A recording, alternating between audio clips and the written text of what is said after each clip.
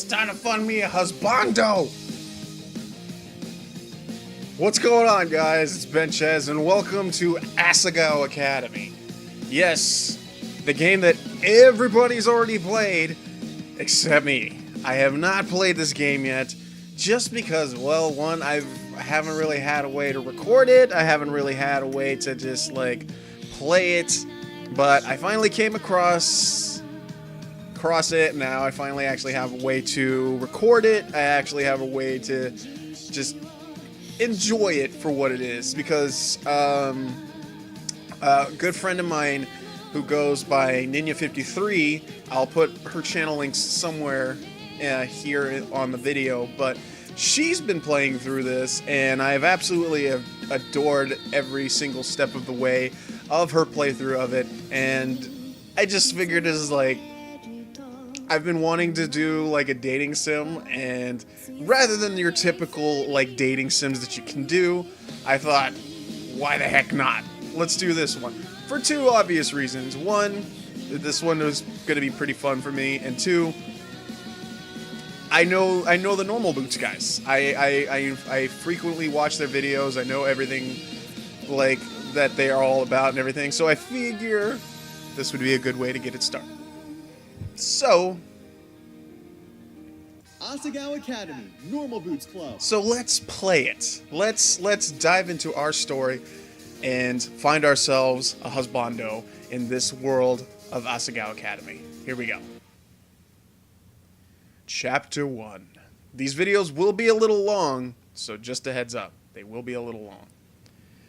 The train made its way along a gentle curve of the coast of Japan, whisking me farther and farther from home. Across from me sat a boy, face half buried in a newspaper. He was deeply entranced in whatever article he was reading, and hadn't spoken a single word to me, even when I asked if I could join him in the last compartment with any available space. He shrugged, nodded, and adjusted his newspaper without ever making eye contact. It had almost been an hour. In fact, he hadn't even looked at me once. Guys, am I right? They're all the same. Devoid of conversation, I took instead of counting the buttons on the I can't read, dude. Pretentiously lush carmine seat cushions. 1, 2, 3, 21, 22, and so forth, over and over. Now and again I turned and looked out the window, where the trees were blurring by sometimes its smeared green would break the reveal of the quiet blue of the Sea of Japan, the greatest country in the world. Eventually this rapidly made my stomach churn, and I went back to counting the buttons on the seat cushions. 1, 2, 3. The train compartments shredded around us. My eyes wandered to the boy and his jacket.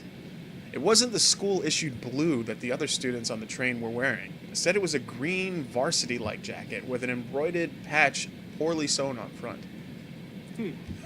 It's Pro Jared!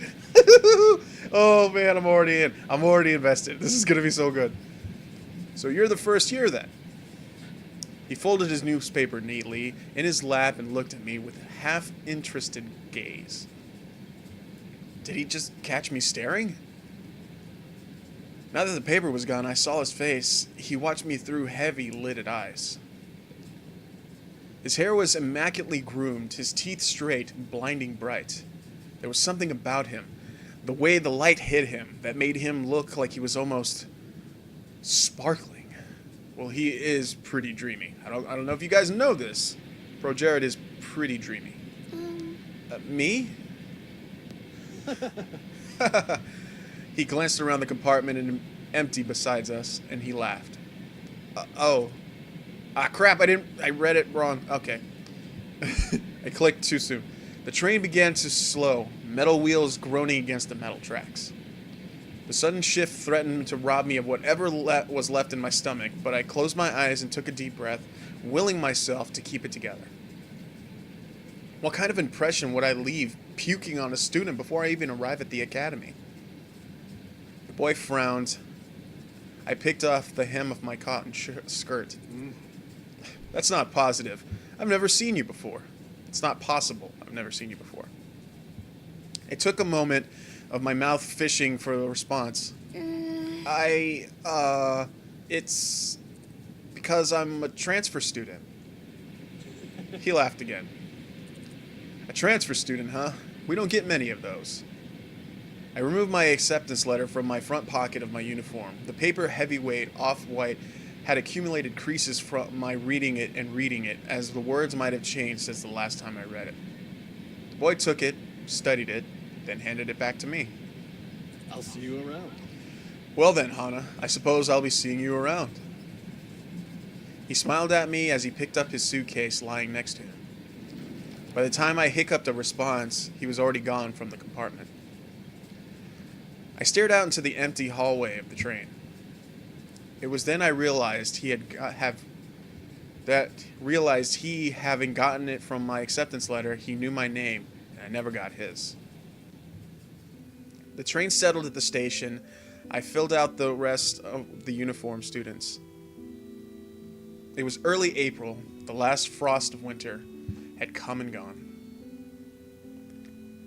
The trees were already green, the leaves were shivering, and the occasional gust weaving through them. The air was mild, only a few clouds hanging in the sky. I walked along the road with the swarm of blue-jacketed bodies looking around, the little groups breaking off into the crowd. Everyone was buzzing so animatedly around me. I held my suitcase tight in my sweaty hands. It was a leather-bound and worth more than anything I could ever contained.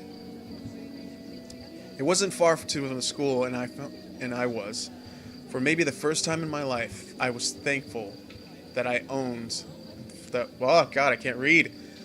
It was far from the school, and I wasn't far to the school, and I was, for maybe the first time in my life, thankful that what I owned didn't amount to much. My school issued black Oxford, click, click, clicked on the pavement. I walked this walk over on my mind so many nights I'd lay awake imagining what it would be like to walk in front of this train station to Asagao Academy for the first time.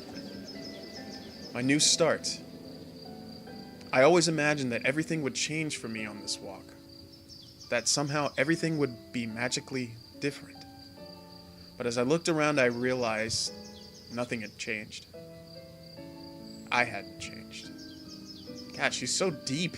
Whew. It's very, very just like, that's a lot of thinking. By the time I reached that massive gate to Asagao, to the academy, I forgot all about the disappointment slouching in my back and my throat.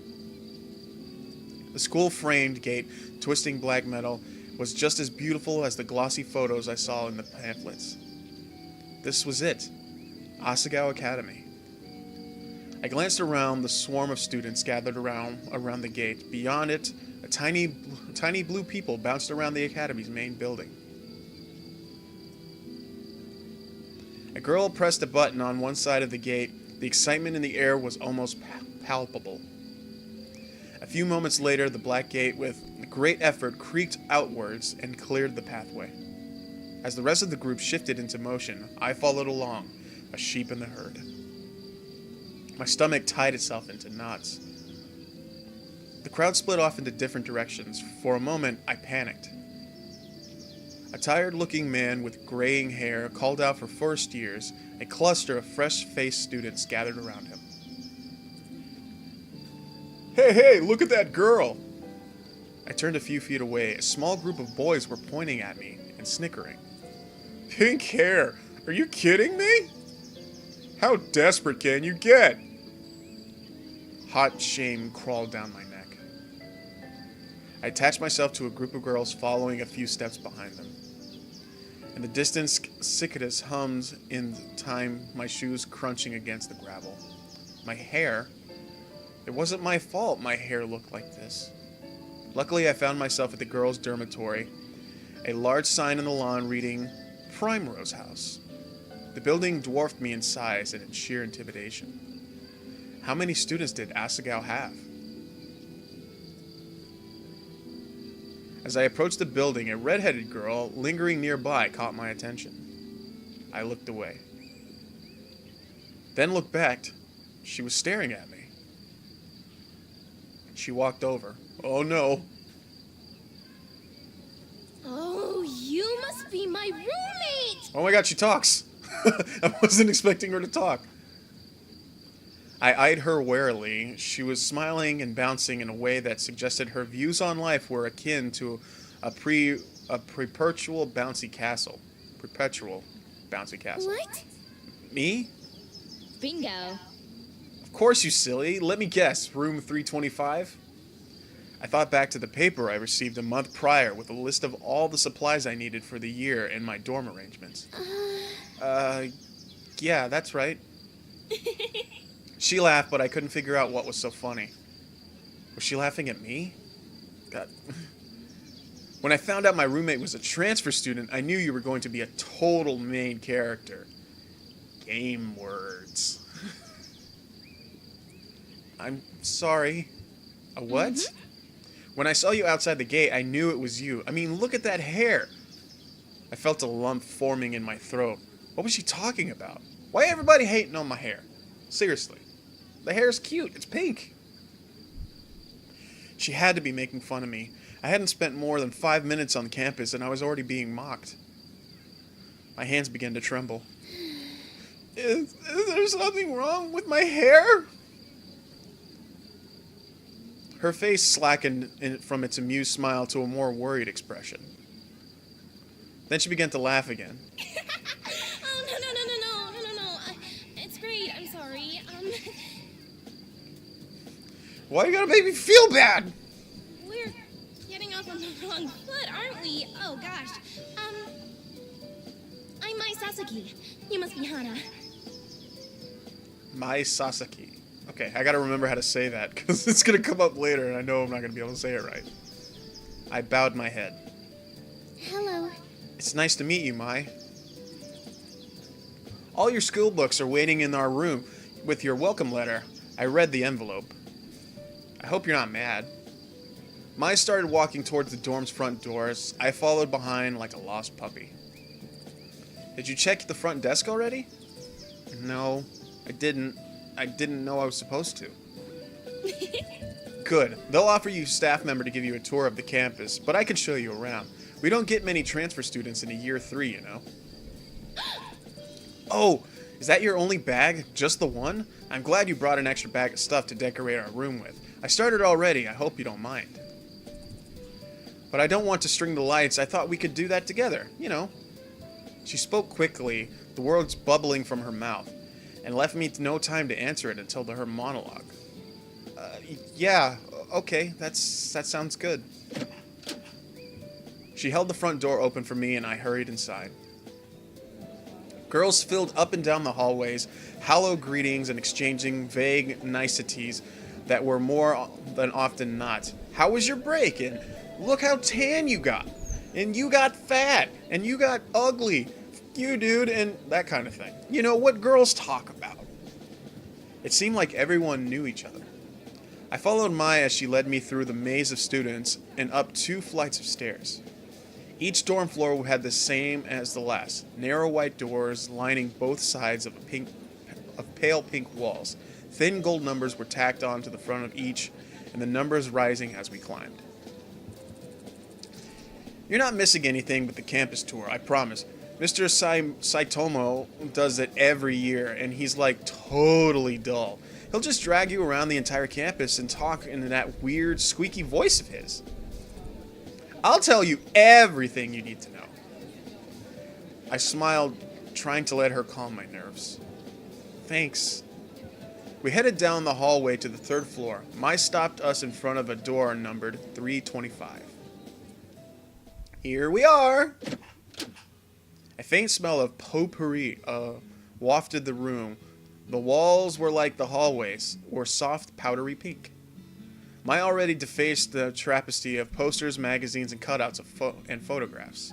Some of the photos were of cats, but most of them were male models and rugged musicians. A bunk bed, 2 writing desks, a wooden chair, a small dresser, and a mirrored vanity all clearly provided by the school, were the only pieces of furniture in the tiny room. The top bunk was already covered in neatly tucked blankets, throw pillows of clashing patterns and colors. The bottom bunks had a single stiff-looking pillow and thin cotton blankets that didn't need to be touched to know it was horribly itchy. I must have grimaced because Mai quickly smiled at me. I brought way too many pillows and blankets. I always overpack. I went to Italy over break and my mom really got mad at me because I brought like 5 bags, but they were only for wear for a week. She laughed and pulled several blankets and pillows from her bunk and rearranged them neatly on mine. A sudden twinge of guilt and embarrassment hit me. Perfection. There, that's much better. Thanks, Mai. I placed my suitcase on the bottom bunk and began to unpack its contents. Several changes of clothing, pens, pencils, empty notebooks, a few photographs of my father, a dilapidated stuffed rabbit, an old portable radio, and a small black box. Mai opened the curtains and the sunlight poured in. So, where are you from? I slid the now empty suitcase under my bottom bunk. About 2 hours north of here, a small town called Amarisu. You probably haven't heard of it. Hipster much? I set the stuffed rabbit, Mr. Bunny, on my bed besides the purple teal throw pillow. Oh! Did you go to a different boarding school or? No, I went to public school down the street from my house. Public school? What was it like? Were the students mean? Did you have a lot of friends? I've always went to private schools. My parents worked a lot. My dad goes overseas, and I think I stuck my here for my convenience. Oh hey, what's that? I'd removed an ornately patterned origami crane from the black box, was sitting on it in an unclaimed writing desk. Oh, this? My mother made it for me a long time ago. I set it beside a sack of thick textbooks, which I assume were provided for me. Aww. It's so pretty. I've never seen paper like that before. Oh yeah, the lights. Let me get them. Mai went to her own desk, opened the drawer, and pulled out a long triangle string of fairy lights. I thought these would look nice. Here, help me string them up. She grabbed a container of push pins and then pulled her wooden desk chair out and over to the wall. I did the same with my own. Together we pinned the lights around the perimeter of the room. How was the train ride over? Did you meet anyone?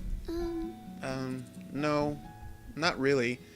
I was in a compartment with some guy and... What? Some guy, huh? Was he cute? Obviously. I guess, I don't know, I wasn't really paying attention. I didn't even get his name. Mai seemed disappointed for a moment, then perked back up. You have to point him out to me if you see him again. Okay. We finished stringing the lights. Mai climbed down from her chair and brushed her hands together triumphantly. Yeah! Done!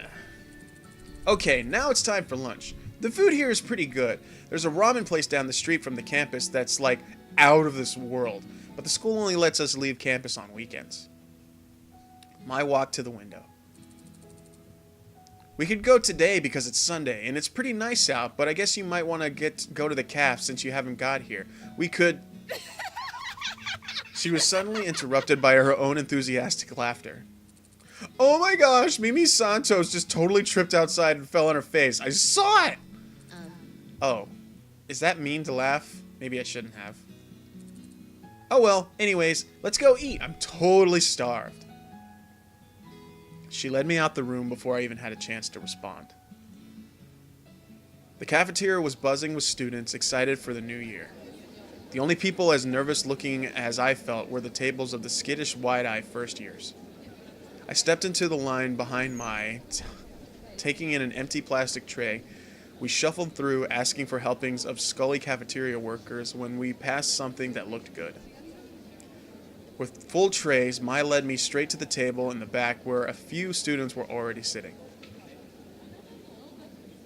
Mai sat down and I took a seat across from her. Hi Mai, how was your break? It was good. I went to Italy and Spain. Dad fell off a ski jet and broke his ankle. Uh-huh. It's better now, though. Oh! Well, that's nice. I expected to be introduced by the girl turned back to her group of friends and my turn back to me. She began to assault her food with a fork and tell me in practically a minute-by-minute account about her feeling romance last summer with a boy she met on the beach that didn't go any further than a few salty kisses. I sat back and let Mai talk. For the first time since arriving on campus, I felt like I was finally able to breathe. I picked up my Brussels sprouts and studied Mai as she spoke. The more she talked, the more I began to notice the small details about her. Well... She had a high songbird voice. What? She was dynamic, her face twisting in this way into an exaggerated expression as she spoke. She laughed often. She imitated people wildly, unflattering voices, seemingly unrelated to her actual opinion of them. I don't know anybody who does stuff like that.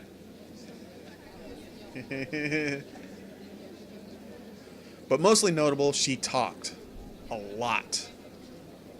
I didn't find this particularly annoying. As it filled the silence, she hardly ever asked questions that required my full attention. Just as Mai was rounding off a shockingly detailed account of the time she accidentally walked in on her friend's older brother in the act of changing, a flash of a familiar green caught my eye. I glanced over. Hey, that's him! Huh? Who? I leaned across the table to whisper her, just in case he could hear me through the ambient chatter of the lunchroom. The boy from the train. That's him! What? Jared? Yeah, with the weird green jacket and the swoopy hair. He had just picked up his tray and was walking past us when something seemed to catch his eye. Oh, you. I looked up at him, suddenly realizing he was talking to me. Hana, I met you on the train. How are things settling down for you? Really well. I found my roommate and she's been helping me out. I gestured to Mai, who was thunderstruck, in fact, looking around everyone was. People stopped eating and turned and stared at Jared and me. My shoulders bunched around my neck. Well, if you ever need any help, I'll be around. 3rd year, right? I nodded. All right. Some of my friends are in that year. Of course, they can't compare to me, but I'll give them a heads up to look out for you. He flashed a dazzling smile, then winked. It's the least I can do for such a cute girl. Well, see you around. I watched a torrent of thoughts raging through my head as he took a seat in the next to a bunch of guys who were all wearing the same jacket. That's Jared! She tore her eyes away and looked at me. He's so cute. He's the most beautiful guy in school. Oh, Jared. I can't believe he just looked at me. I looked at Mai. Her cheeks were glowing in indecent pink. Why do they all wear those jackets? Aren't all the guys supposed to wear blue blazers as part of the uniform? No, they're allowed to. You know Jared? The girl that turned back around was looking at me with a sudden interest. Did I know him? I only talked to him on the train for a few minutes, so not really. We weren't friends or anything. But looking around, Mai and this girl weren't the only ones who were interested. Everybody seemed to be listening in. They seemed surprised when he talked to me. Maybe a little lie couldn't hurt? Do I be honest or do I hide it? But I mean, we're good. We're good. We're a good girl. We're a good girl. We can't be lying to people. So we're not really. I guess we're friends because he said that they'd watch out for me. So I guess so. The girl looked me up and down as she was inspecting a piece of furniture for a purchase. I'm sorry, I didn't introduce myself earlier, did I? I'm Mimi. Nice to meet you. So, how did you meet Jared? Oh, come off it, Mimi. Jared's not interested. Mai and Mimi stared at each other for a few seconds, having some kind of silent mental battle. Then Mimi turned away and continued to eat. Sorry, it was clear that she was just trying to get in with you for her own agenda, so I cut her off. Get in with me, why? Well, you asked about the guys in the jackets, right? Those are the Normal Boots Club jackets. They're... what? What's Normal Boots Club? They're all there! It's a club where we have at school here. It's like a totally exclusive and full of only the coolest students. They get together, play video games or something. The one on the right is John, also known as Jontron. His bird name is Jacques. John is also the president of the drama club here at school. Next to him is PBG. He and John founded the Normal Boots Club together. PBG is one of the best soccer players on our team. There's Gerard. People call him the completionist because he's obsessed with completing things. He has the biggest itty-bitty kitty collection I've ever seen. Next to him is Jared, also known as Pro Jared. He's a model. It's true. Then there's Satchbags, but everyone just calls him Satch. He's like crazy smart. Those guys over there are Paul, Nick, and Josh. They write a column in the school newspaper called Continue. Paul is the one standing up as the student council president. And that guy over there on the end is Shane. He knows more about video games than anyone, ever.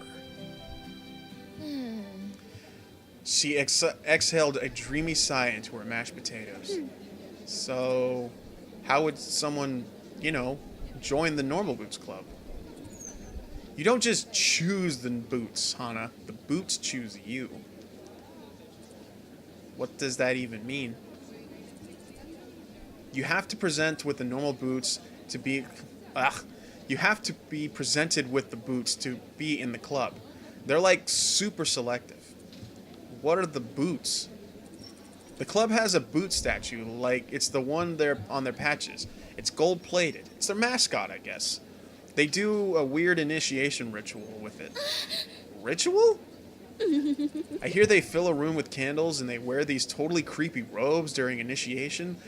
This year 2 girl said she saw it once and they were all chanting around the boots. It sounded like they were talking backwards.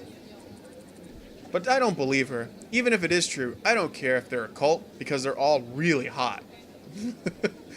And that's always the way to solve a problem. Do they have a lot of friends? Yeah! Tons of friends. I'd say they're the most popular kids in school. I mean, everyone in school totally looks up to them. I bet they could get any girl in school, too. Or boy, for that matter. Hey, are you gonna eat your cake? I shook my head and pushed the plastic tray across the table to her. For the reminder of lunch, I listened to Mai talk about Jared through mouthfuls of half-devolved frosting. Back at the dorm, I sorted through a pile of textbooks the school left for me. My radio was playing a poppy tune, equal parts music to static. Mai favorably scribbled on a notebook at her desk, hunched over with a strikingly poor posture. Hey, Mai. She didn't bother to look up. Am I supposed to have a textbook for History 309? She shuffled through her papers on her desk before producing a thick textbook. A demure man on a powdered wig frowned at me from the cover. Yeah, this one.